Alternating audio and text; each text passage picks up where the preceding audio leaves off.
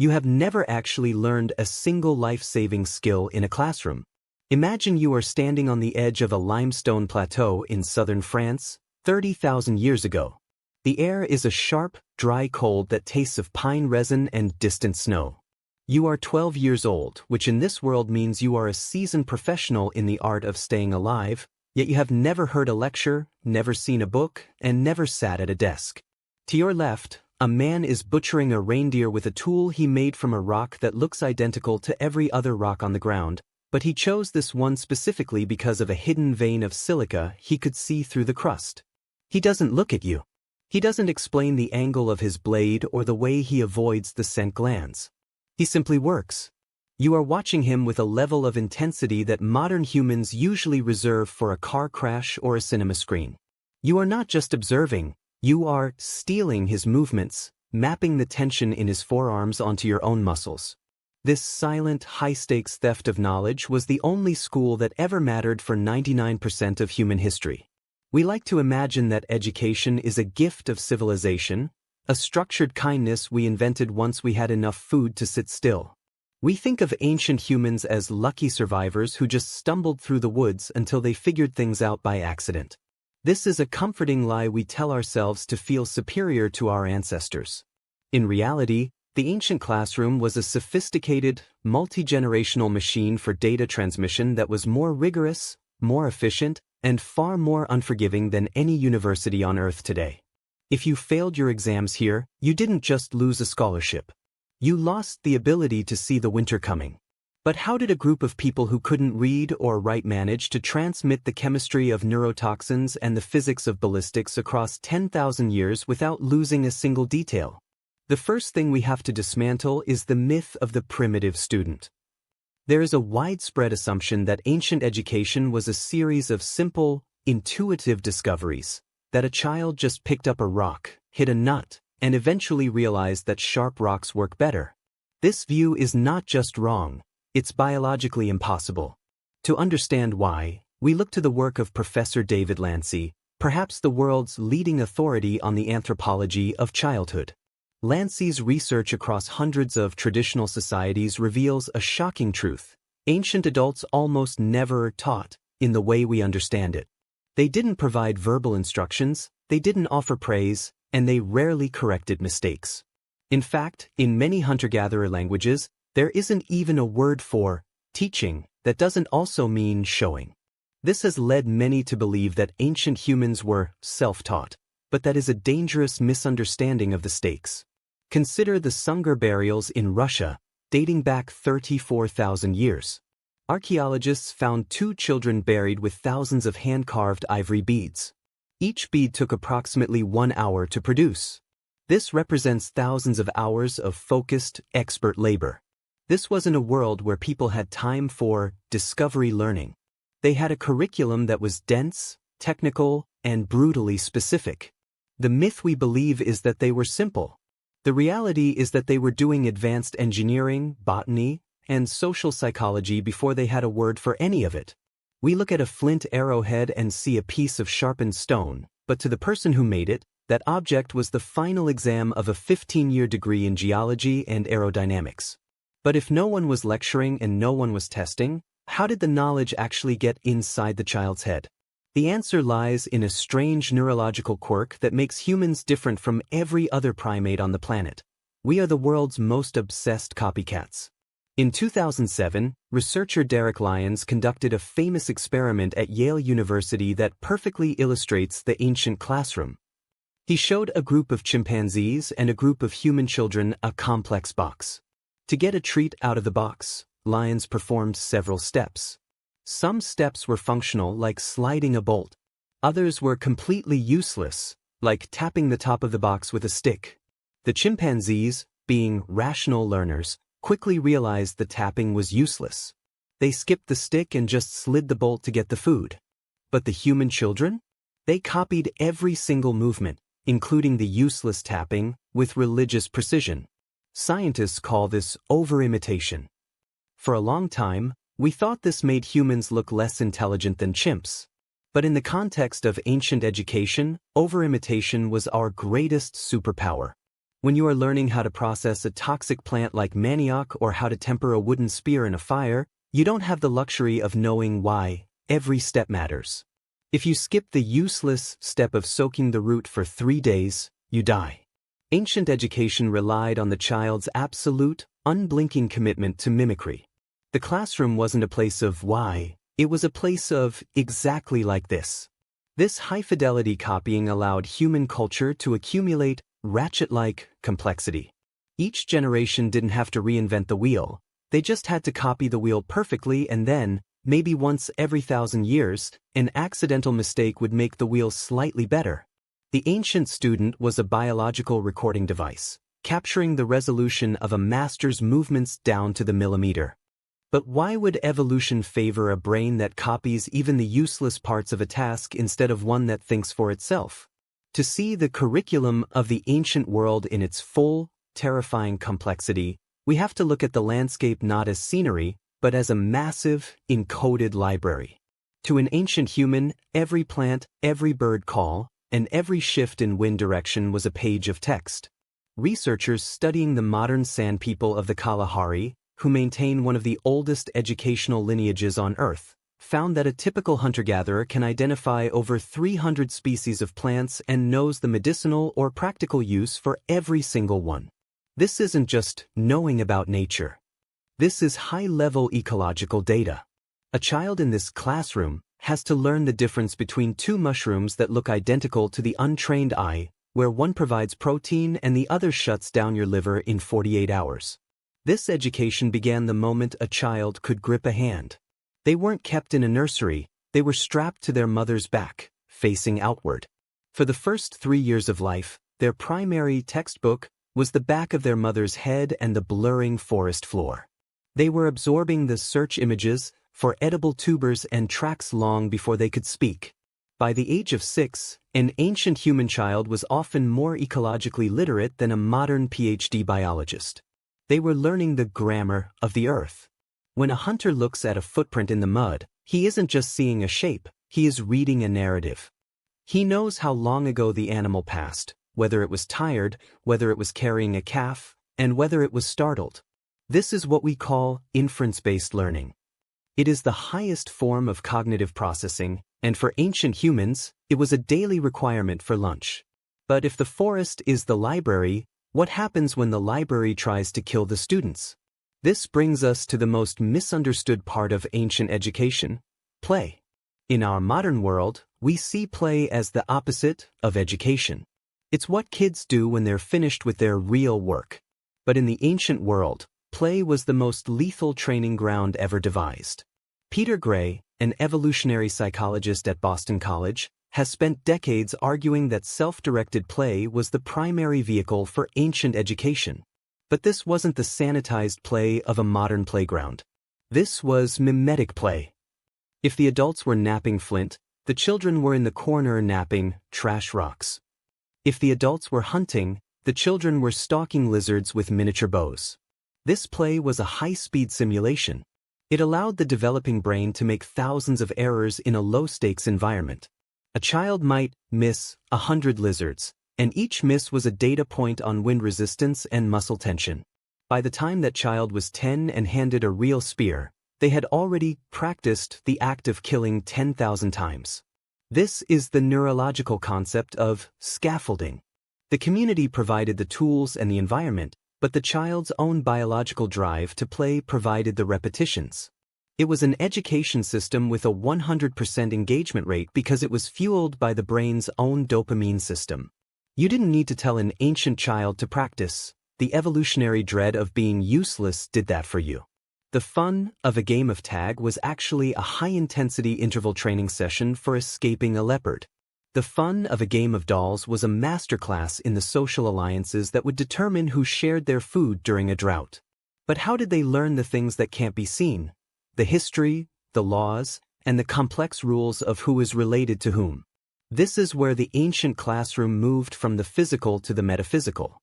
About 75,000 years ago, at a site called Blombos Cave in South Africa, archaeologists found something that looks like a prehistoric chemistry set: abalone shells filled with an exact mixture of red ochre, charcoal, and crushed bone. This wasn't just paint. It was a symbolic code. To learn this, a child had to move beyond mimicry and into the world of narrative immersion. This was the higher education of the ancient world, and it happened almost exclusively at night. During the day, the brain was focused on the how, the mechanics of survival.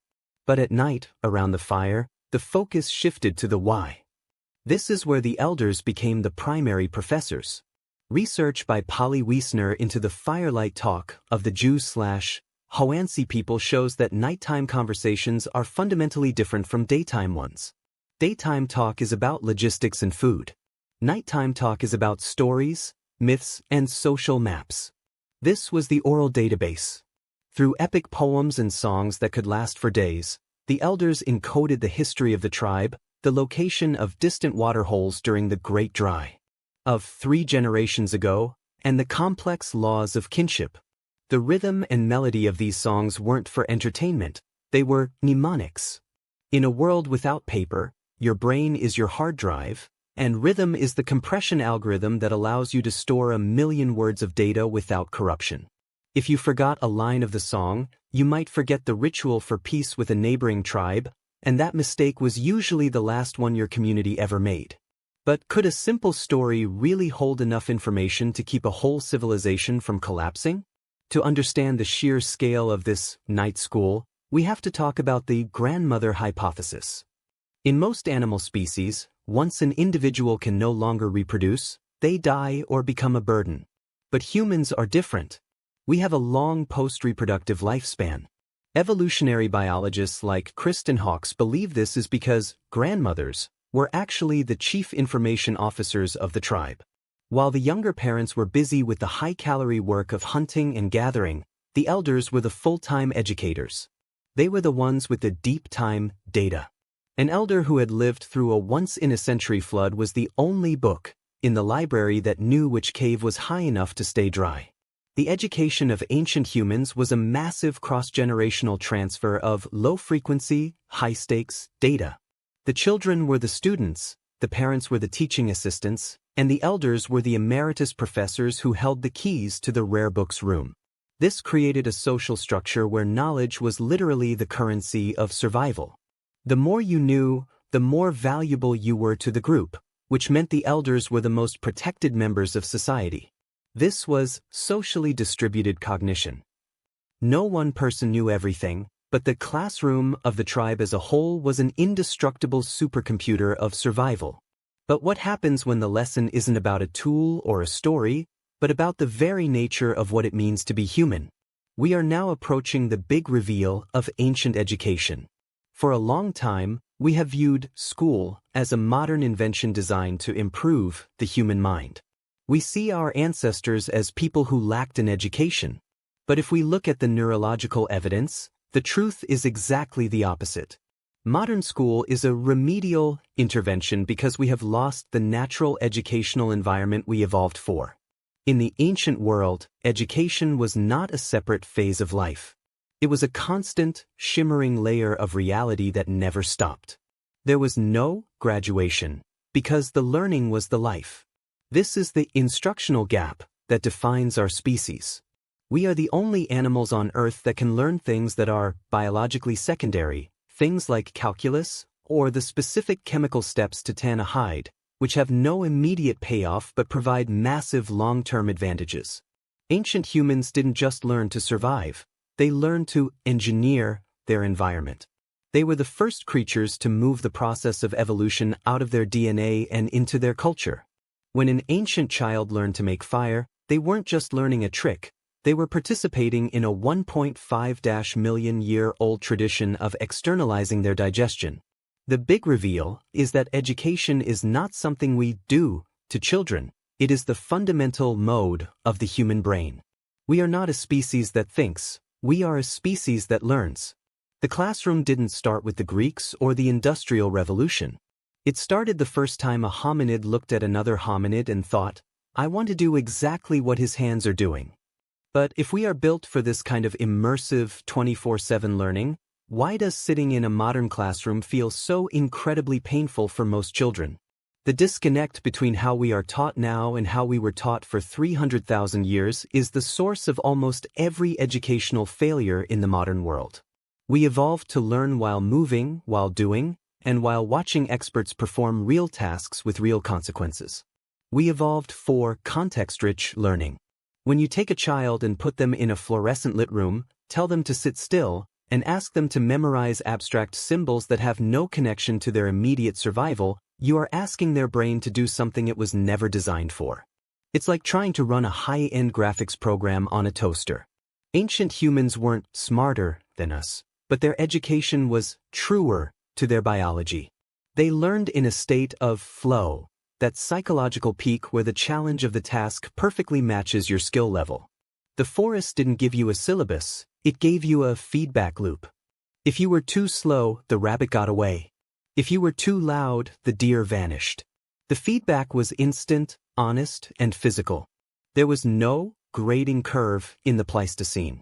You were either a master of your environment or you were hungry. This created a level of focus and competence that we can barely imagine today.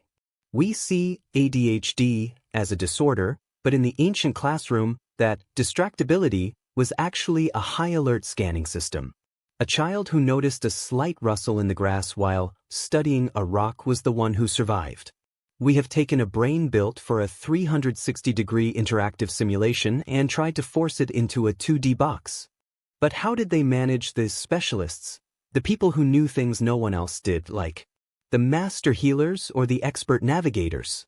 This was the honors program of the ancient world. Not everyone was an expert at everything. Even 30,000 years ago, there was knowledge stratification.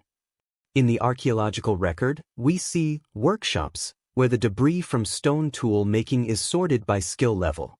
In places like the Ideals site in France, researchers have found educational debrage, piles of rocks where an expert was sitting in the middle, producing perfect blades, and children were sitting in a circle around him, producing clunky mistakes. These weren't just random piles of trash. They were tiered learning zones. The experts would intentionally use high-quality flint for themselves and give the training grade rocks to the novices. This is pedagogical scaffolding. The community identified the children with the most aptitude for a specific craft and funneled them into apprenticeships long before that word existed. This ensured that the most complex technologies, the things that required years of motor skill development, were never lost. It was a decentralized university system. If you wanted to learn the medicine of the roots, you followed the healer. If you wanted to learn the path of the stars, you followed the navigator. Your major was determined by your interest and your talent, and your tuition was paid in the labor you provided to your mentor. It was the most efficient allocation of human capital in history. But if this system was so perfect, why did we ever abandon it for the prison cell model of modern schools? The tragedy of human progress is that as our knowledge grew too large to be stored in a single tribe, we had to invent external storage, writing. And once we had writing, we no longer needed the elder or the firelight story. We could put the data in a book. But the human brain didn't change just because we invented the printing press. We still have the brain of that 12-year-old on the limestone plateau. We still crave the master-apprentice relationship. We still learn best when our hands are moving and the air is cold and the stakes are real. We have traded competence for information. An ancient human might not have known about the Higgs boson, but they knew exactly how to transform their environment with nothing but their own two hands and the data in their head. They were the most educated people to ever live because their education was a total integration of mind, body, and world. They didn't go to school. They were the school. So, when you look at that 12-year-old on the ridge again, don't look at them with pity. They aren't a primitive child waiting for civilization to save them. They are a highly trained, technologically sophisticated survivor who is about to perform a task you couldn't even begin to understand. They are the result of an education system that has never been surpassed for its ability to turn a helpless infant into a master of the world. The only difference between you and them is that they know exactly what it takes to keep their world from ending tonight. You might be wondering if we can ever get back that sense of total learning. that feeling of being perfectly synchronized with the knowledge of your ancestors? The answer is likely no, but perhaps the lesson for us is to realize that our brains are still waiting for that teacher who doesn't talk, that classroom that has no walls, and that final exam that actually matters. If you found this dive into our deep past curriculum fascinating, consider subscribing to join us for more journeys into the hidden code of human history. What is one skill you wish you had learned through ancient apprenticeship instead of a textbook? Let us know in the comments. We are often told that we are the most educated generation in history, but we have forgotten the most important lesson our ancestors knew. Modern education teaches you how to pass a test, but ancient education taught you how to never be a victim of the world. The forest was a library, but the late fees were paid in blood. The child takes the tool from the ant, and the cycle of 30,000 years continues without a single word being spoken. Class is in session, and the penalty for forgetting is the end of everything you love.